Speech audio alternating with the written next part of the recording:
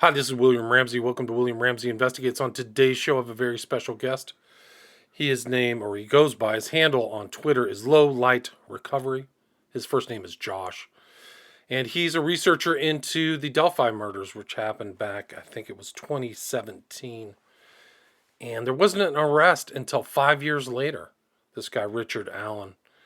And there's a lot of strange things that happened in the court case and strange things around this.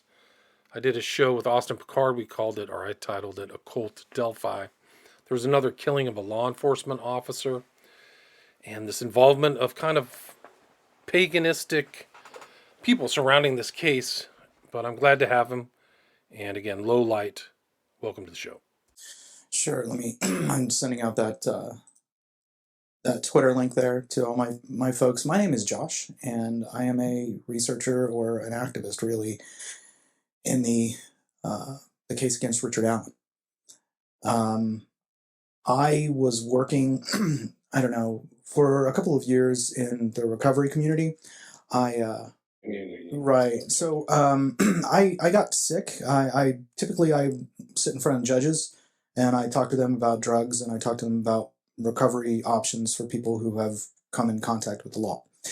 I got ill and had to take some time off for some surgeries and really started looking at the Delphi case, and it has just hooked me ever since, because what I saw were some similarities to the Whitmer kidnapping case up in Michigan, especially once the trial started. But what we've just watched here, I'm much less interesting than what we've just seen. So what we just watched was released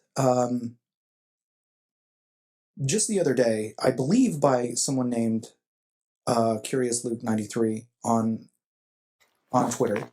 It's caused kind of a kerfuffle in the community because this video was played on someone else's stream, and some media group called Gray Media out of Lafayette said that this is their video.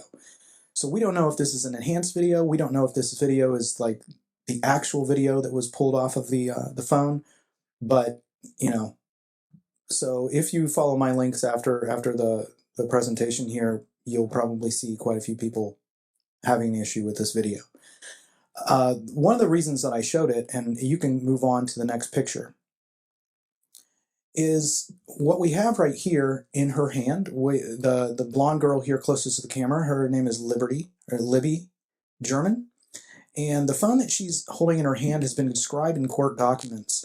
It is a Gryffindor phone case for an i6 phone. It's one of those Harry Potter or something like that. And it's a rose gold color. Now, we've got this phone and its contents in discovery. We've got it in court documents, and we supposedly just watched a video that was filmed on that phone. If you move forward one picture, this is a picture of a phone found at the crime scene, and it is identical to a phone, or not identical, but it looks like the phone that Abby has been pictured with several times. It is a purple phone in a purple case, and it looks like a Galaxy phone. So we clearly don't have everything in the case. And what I try to make a point of is that there has been federal involvement in this case from the very beginning. You can keep going forward with the pictures if you like. So this is Richard Allen, and on the left you see where Richard Allen was, and on the right you see how Richard Allen started. If you can imagine going on a hike one day and coming home and finding out that while you were at the park, 2 little girls went missing. And the following day they went and they found those girls dead. Well, you go to the police and you tell them, you were there, you tell them what happened, and you leave your contact information, you go about your life. 5 years goes by, as do a bunch of suspects who look like the perpetrator or look like the description, and no arrests are made. Then one day the cops are knocking on your door and questioning you and then arresting you. And instead of putting you in jail for your own safety, they stick you in a single man cell, as they like to call it. The rest of the world calls it solitary confinement. The U.S. government, our position to the United Nations is anything over 15 days is torture. This man was put in torture conditions for 6 months before he cracked and started confessing to the murder, confessing to killing other people, confessing to molesting people that say that he never molested them. He's doing all this after telling his wife, look, I'm just going to tell them what they want to hear. And then he starts confessing. You can skip forward. I just want people to see, a picture. And then going back, I guess that picture was supposed to be the last one we fell to, but that's okay. It's totally fine. Let's just go back to the one there. So here I've got all the pictures of Abby, and if you, I don't have these available on my Twitter. I might put them up there, but if people want to zoom in and take a look and see, it looks to me like in her right hand, her right front pocket of her jacket, she's got that phone in there. That's what I can test. Anyhow, so Richard Allen, you can move forward in the. For most girls that age, their phone never leaves their person ever. And in fact, if you move forward here, just move forward a few. These are the closest of what was indicated. And now, if you look at her picture there, if you back up one, if you just look at her face, and she's looking like, hey, are you seeing what I'm doing? Do you see this? Look at me. This is the first time that she's ever crossed this bridge. What do you want me to do? Move forward, just one or two. Okay. So here's an overhead. This is of the general crime scene here. A lot of people will be familiar with this, but as you can see, the arrows are the direction the girls are walking. You can see the Deer Creek running there, and they cross that bridge, but the bridge is very, very large, and there's a still image that people have been showing that do not have bridge guy behind her, does not have the person on the bridge. That still image is not from the video. That still image, well, it may be from a video, but it is a still image that was extracted from the phone, and it happens all the way back here. That video that we just watched happened all the way down here at the bottom of your screen with a bridge guy video location. So if you're wondering why that guy is no longer in the picture behind her, it's because it was taken way back here. So there's 2 separate bridges, correct? Correct. 2 separate bridge pictures. It's a very long bridge there. Now, there are some researchers, and people are disagreeing about this as to whether or not the person that abducted them came from the north side and followed them down the bridge, or came from the south side up the hill and abducted them, walked around behind them, and then trapped them on the bridge there. So if you follow the arrow off to the right and then that circle, that's where the crime scene is. And according to the state's timeline, that's how things went down. There's some movement data on the phone that does not fit that. And there's also, there's a lot else that. What does the movement data indicate? The movement data is not, that's part of it, is that a lot of it is very confusing, and it's beyond my pay grade. There are some very good researchers out there that really spend some time on that, and it shows, they move up in elevation, they move down in elevation, and it also shows that the phone disconnected from the tower for a time. Now, there are various reasons for that. I contend one of the reasons might be that people were there using electronic countermeasures. Some of the people that you find in the geofence location are people that are very savvy. And some of them are modern warfighters, been over in Afghanistan. And so they would know what kinds of, they would know whether or not to bring a phone to a crime scene. Yeah, they use these cell phone jammers in operations in Afghanistan and Iraq. But for people who don't know, can you define what geofence is? Sure. That's a series of technologies that is used, that's in and around phones typically, that is used to identify and locate you. It is like, think Patriot Act, think tangible things. That's basically what it falls into. So if you go all the way back to, say, Evansdale, when geofence was developed but not used, the terminology wasn't used so often. It was telephony data, I believe, and tangible things is how it falls into. But anything from your Instagram to your whatever, Apple Health data. Please continue. Okay. So up here at the very top, you'll see like you see a little U. Maybe you see where like someone can drive there at the top. It's right next to the Will Ramsey Investigate sign. That is the cemetery, and the Will Ramsey Investigate sign is right near a very notable property, Ron Logan's property there. That cemetery is also notable. Can't go into all that right now, but it will definitely come into the appeal process for Richard Allen. Now, let's see here. Do you have any other questions before I move on? No, please continue. Okay, so if you go to the next slide and the next. Okay, so this is the picture that I was talking about. It doesn't have the bridge guy behind her. But if you look down here to the left, you'll see where the river or the water meets the land. And you can tell that it's much closer. And that bridge is huge, man. That bridge is huge. Some people say it takes 10 minutes to walk across. The bridge spans a huge chasm.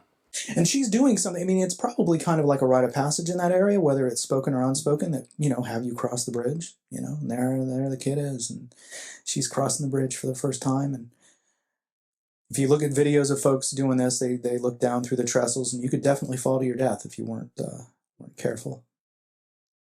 You can move forward, please. Okay, so I'm looking for the other overhead picture.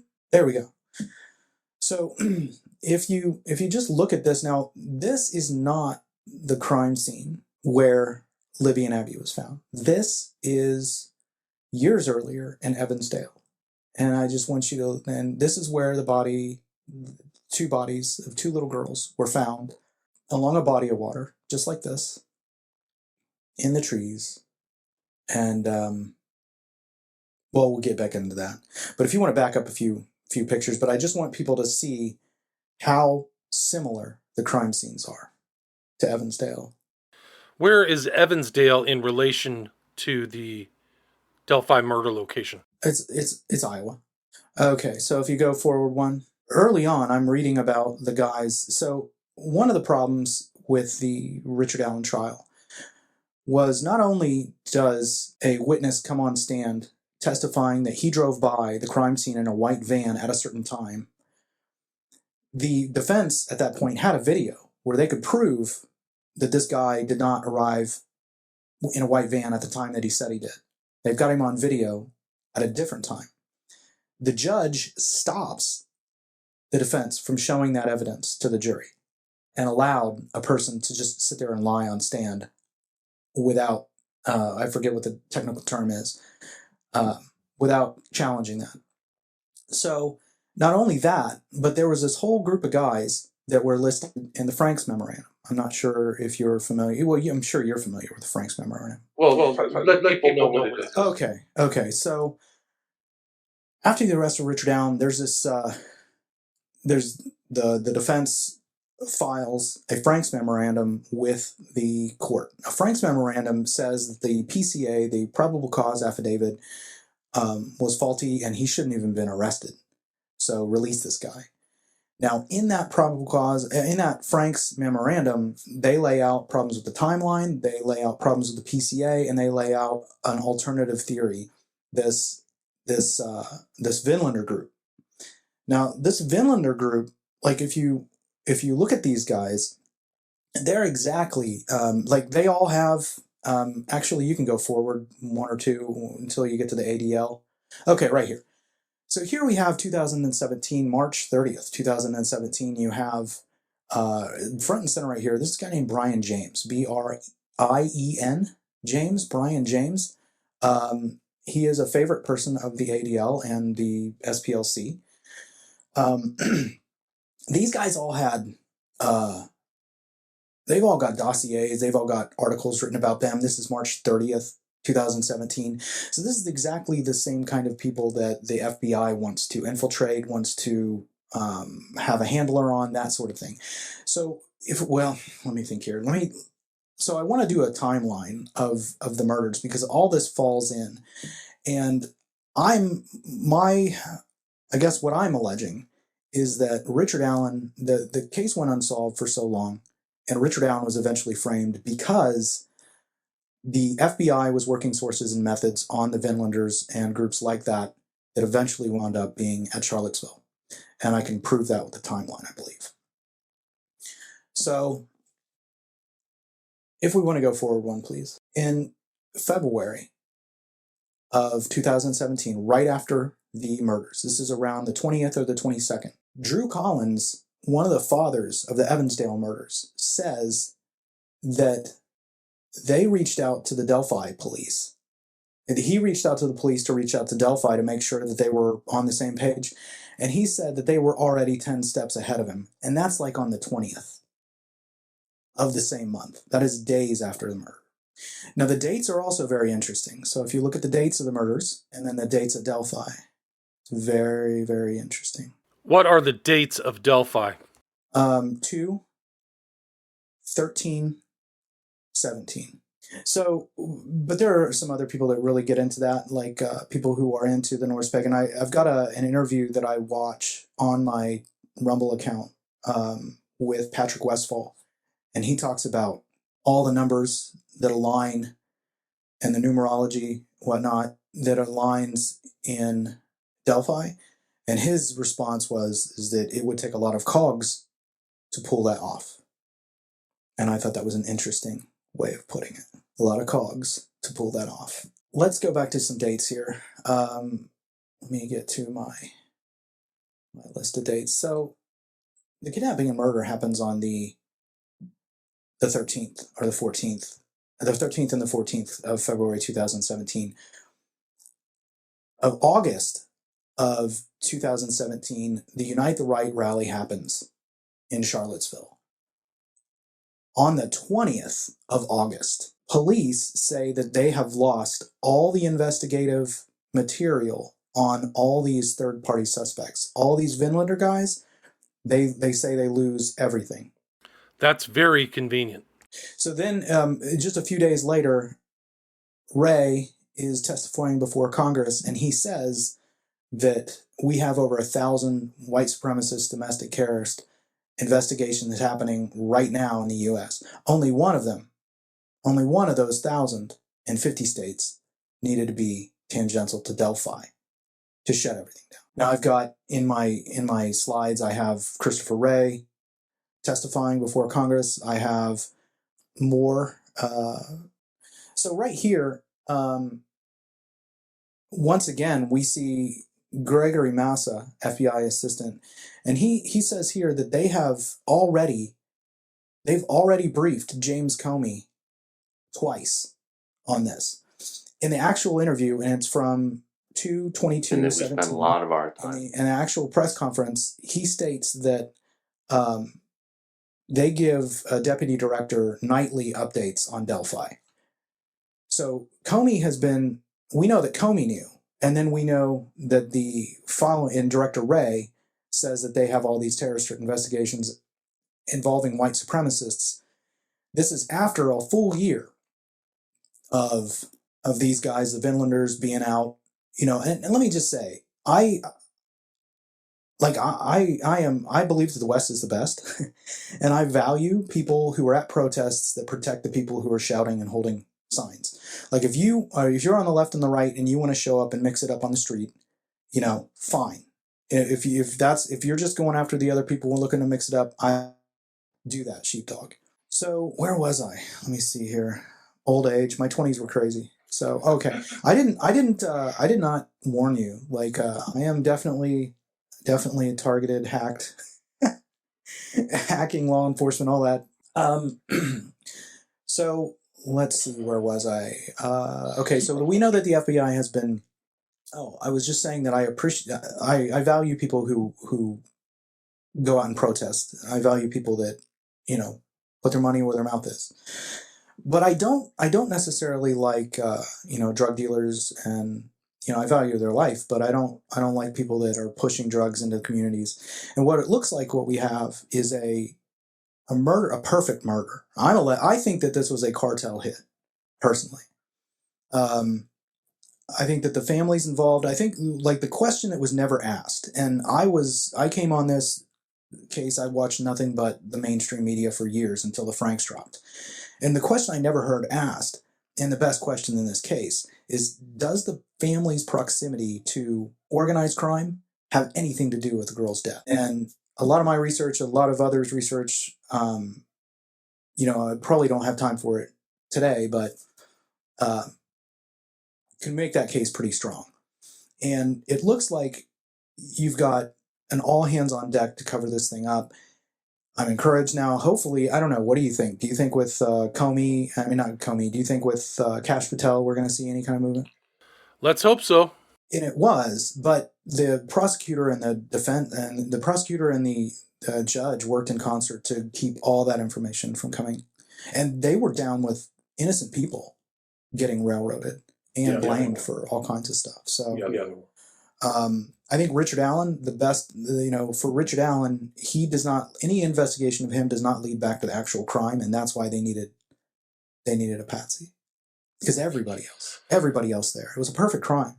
If you look at the geofence data and the people who are in the geofence, and I can't really say more than that, but I'll say the people who are in the geofence are big names. And people who would know not to bring a cell phone to a crime scene. And the absolute worst thing that could have happened to any of these people is the murder of two little girls within feet of them. So my allegation is that this was targeted to frame the actual cartel franchise that is working there in that Delphi, Allen County, Carroll County region. So you think this crime in Evansdale may have some type of relationship to what happened in Delphi 5 years later? I don't know. All I know is that there's a concrete link, and it's not in. There's two little girls that are dead, and we are talking about. I don't know if I can say that. I think we're talking about white nationalists, white supremacists. A lot of the Finlanders during 2017 were going through a metamorphosis. They were going from a skinhead kind of club to more of a direct action. I don't want to say militarized, but I would definitely say sheepdog, go to protests, be muscle kind of thing. Every one of those guys is an enforcer in just about any first 1% club in the country. They're all 6'5", 300-pound kind of guys. There's a lot of dark stuff that happened around Charlottesville. There's a lot of connections to Atomwaffen. There's some Order of Nine Angle guys associated with that. So it's kind of sinister. Yeah, that fascinating. I've read just about everything that Anton Long wrote. Outside of that, I really didn't get a lot of it. Seemed pretty edgelord to me.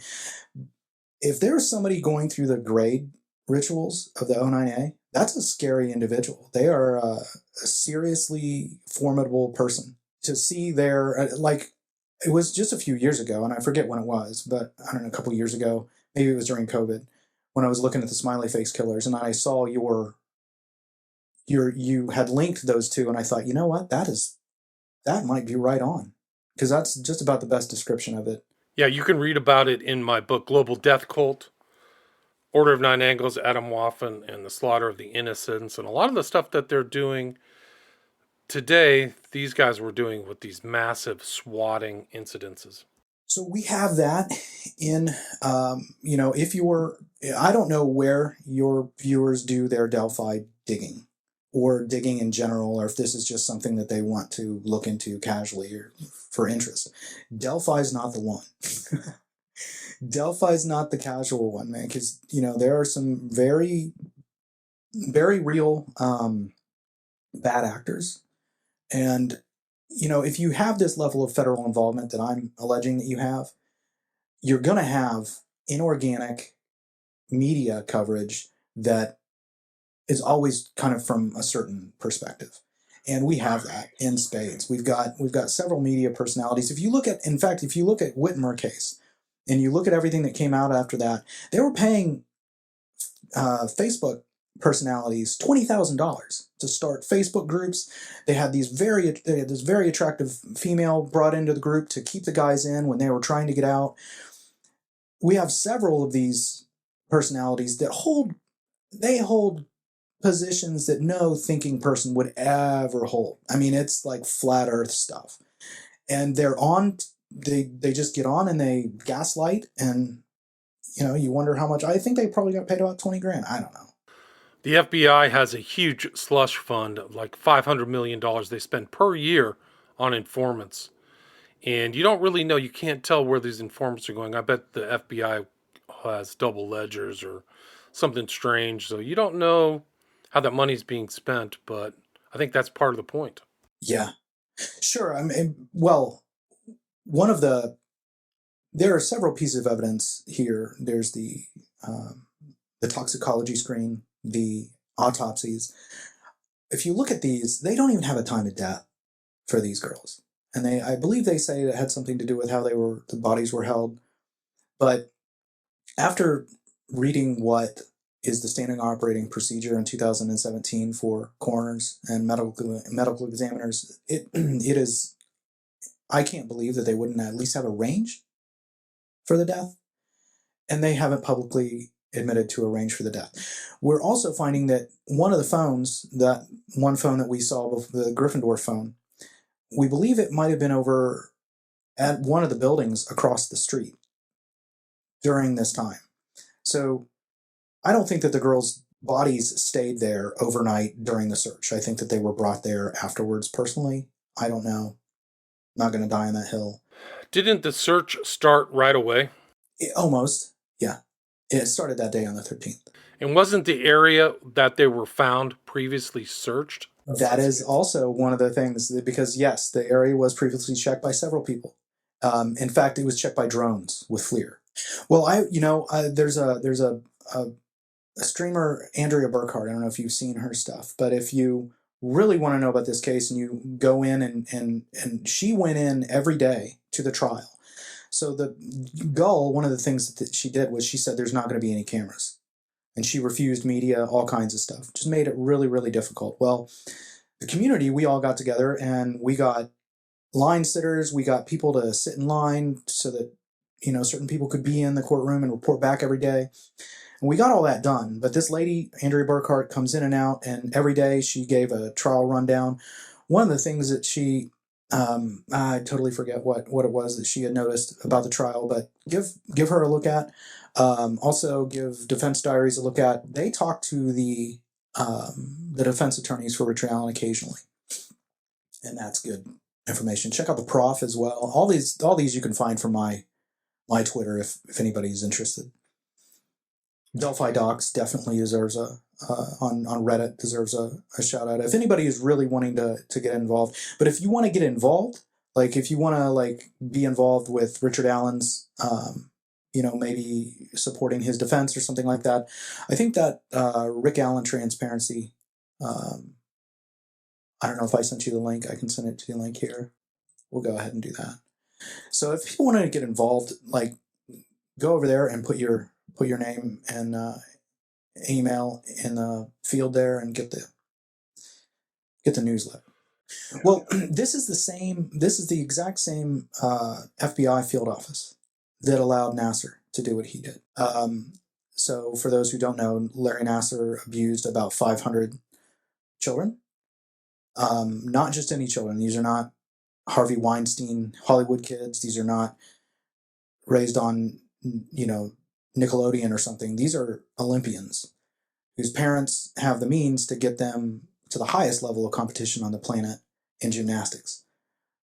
That did not stop Larry Nassar. These are not typical victims. And the FBI didn't stop him either. So what were they doing with all that time, money, and resources? And I believe it was doing what they said they were going to do. I mean, the ADL brags that they've trained 100% of FBI officers. Quarterly, they're giving them these reports, training documents, really. And like I said, I value sheepdogs. You can read the SPLC, and there was a time when you could find Ron Paul on there. they're trying to make him synonymous with Nazis or something. You got to have somebody bad in there to mix with. So like I don't value, you know, racists and things like that. So what we saw there was he was asked by a senator about, she was very concerned about white supremacists, and his response is that we've got over 1,000 investigations going on right now, domestic terror investigations. So the other thing is the judge and the prosecutor are acting in a way that is beyond bias, like people are saying, like from the rip. Every decision that they've made is just maximum damage to Richard Allen. They're acting to me like they're under the cover of a national security, like a national security letter. So one of the first things that happens is Elvis Fields was brought in. So after the murders, one of the guys listed in the Franks is a guy named Elvis Fields. Elvis Fields told a police officer that he went down to where the girls' bodies were. He spit on the bodies and then arranged sticks on the bodies. He said that if they found his spit, he could tell them why it was there. So this guy, I think he was just brought in as a patsy. I think Elvis Fields was your first patsy. Any investigation into him. Right after that, his sister, so he comes home and tells his sister that he's part of a gang now. He went through some initiation. She went down to her friend in the DHS down in another state, did an interview, passed a polygraph test, stating that, you know, Elvis might have been involved in this thing. At that point, you have DHS involvement as early as, you know, March, April. Josh, we are at the 30-minute mark. Maybe you can wrap it up, add anything you'd like to, and tell people where they can find your research. Sure. Well, you can find me on Twitter mainly, and it's noble_lie_. And typically my stuff's a little more esoteric. I aim it at people like you, actually. And if you want to like just find out about the case and get involved, Delphi Docs is a really good place on Reddit. Delphi Docs on Reddit. If you want to get involved, like activist stuff, the Prof or R&M Productions. And honestly, like, I appreciate you giving me the time. I've followed your stuff for a while, and I think it's fascinating what you found out about or your theory about the O9A. Have you ever gotten one of those guys to talk to you, by the way? I have talked to a guy who was a former Atomwaffen member, and I do get emails from time to time from O9A members and some interesting things on social media. But again, that was Low Light Recovery, and we talked about another take on the Delphi murders. Something very suspicious went on there. So thank you very much for listening.